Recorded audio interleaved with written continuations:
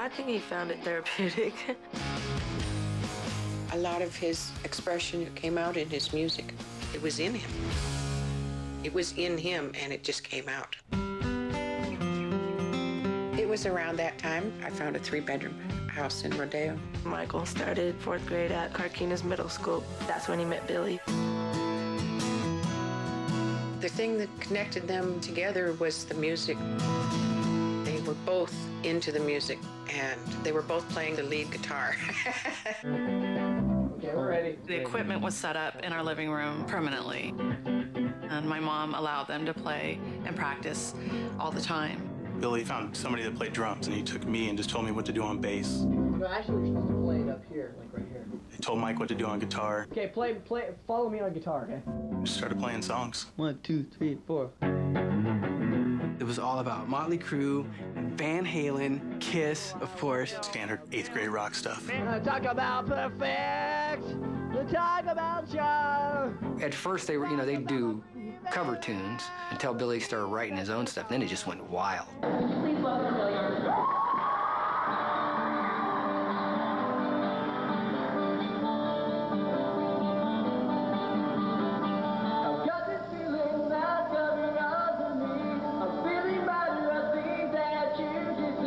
His presence, his just confidence, he always had that. I just remember thinking like, holy crap, this guy's amazing. Billie Joe started writing songs, and Sweet Children was one of the songs. Sweet children. And they named themselves after that song. That's when Michael started picking up the bass. So they kicked me out of the band pretty much because I sucked.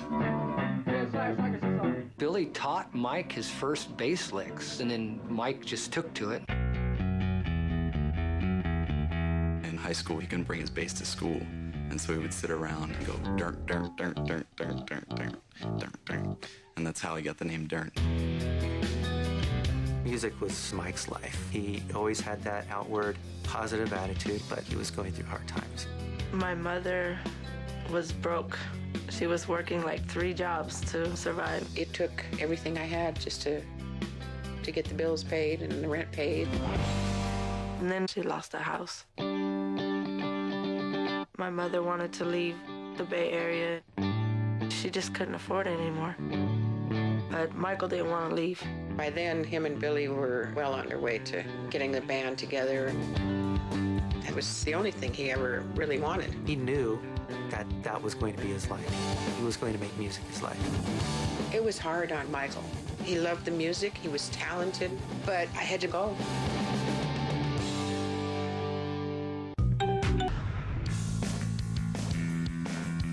When Mike was 15 years old, his mom decided to move out of Rodeo. Michael didn't want to leave. Mike decided to stay and do his own thing. He went to stay at Billie's, and that was fine with me because I knew it was a good, safe place for him to be. Mike moved into the garage, and he became a part of our family. He was like another son to my mom and another brother to us. By then, him and Billie were well on their way to getting the band together, and music was everything. They would come home from school and play on the weekends. They definitely had talent, and I realized they were more than just a garage band. Billie and Mike were 15 years old when they started to go to Gilman. Ladies, Gilman Street was the last vestige of punk. It was in the warehouse district of West Berkeley. It was just an all-ages club with a lot of kids just really having a good time. It was punk rockers, it was sort of misfits, the kind of kids that just didn't fit in that well at their schools. At that time, Billie Joe was trying to find his own way, breaking from the family a little bit, creating his own community. He was really more into, wanting to make music and be around more people who were into being completely and totally different. I don't think he found his place in school, but at the Gilman, he found his soulmates in music and lifestyle and philosophy. They found punk, and it was like, stand back, this is where my life is. But they weren't immediately welcomed into the mainstream punk scene. In the beginning, as Sweet Children, they were not accepted. The Gilman wouldn't let them play. They said they weren't punk enough. There was some resistance initially because people weren't used to stuff that didn't sound as mean. They were just a lot poppier than a lot of the bands. Around that time, John Kiffmeyer joined the band.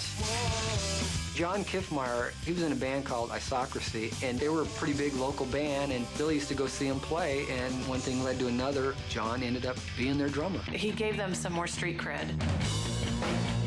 John helped them get shows at Gilman. He was definitely the element that they needed at that time.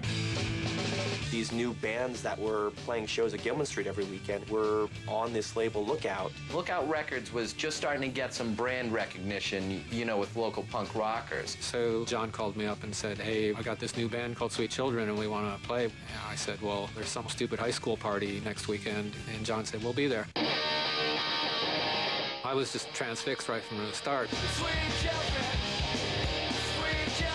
It was like Billie was a star already, and it was like seeing the Beatles play at Shea Stadium. As soon as they were finished, I said, well, I want to make a record with you guys.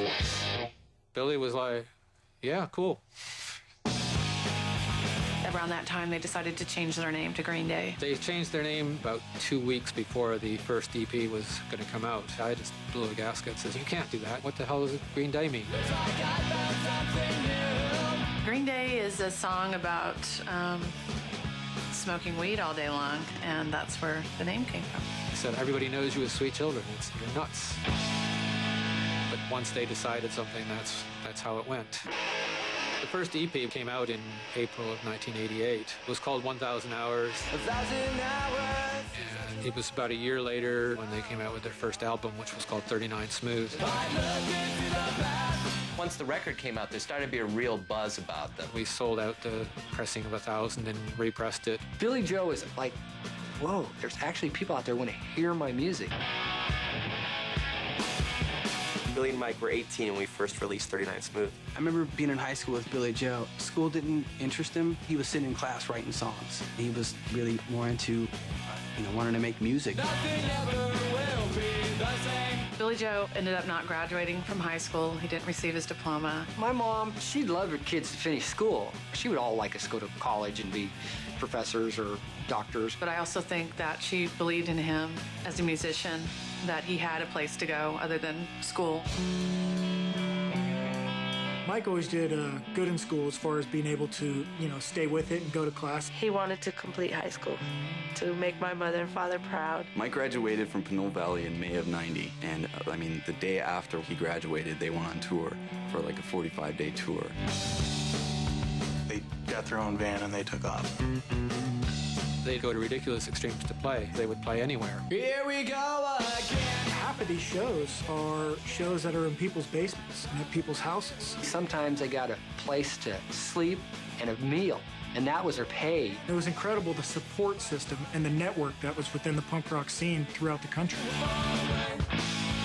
You realize there's so many towns out there with kids that were just like you. Billie was like, I was in Ohio, and they knew the words to my songs. So it was enlightenment and also motivator for him to keep moving forward. By that time, they were starting to get pretty popular, but everything was about to change. John Kiffmeyer decided to leave the band to pursue his education and attend college away from the Bay Area. To him, being in a band was more about having fun.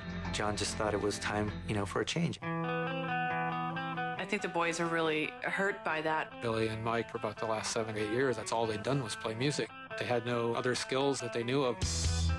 It was just like incomprehensible to them that you walk away from something like that. They were really close to breaking up when John left. John was a real anchor to the band, and they were a bit scared about what was going to happen. Green Day's first album, 39 Smooth, was released in 1990. Soon after, John Kiffmeyer decided to leave the band to pursue his education. As much as they were angry with him for what they saw as deserting the band, I think they were probably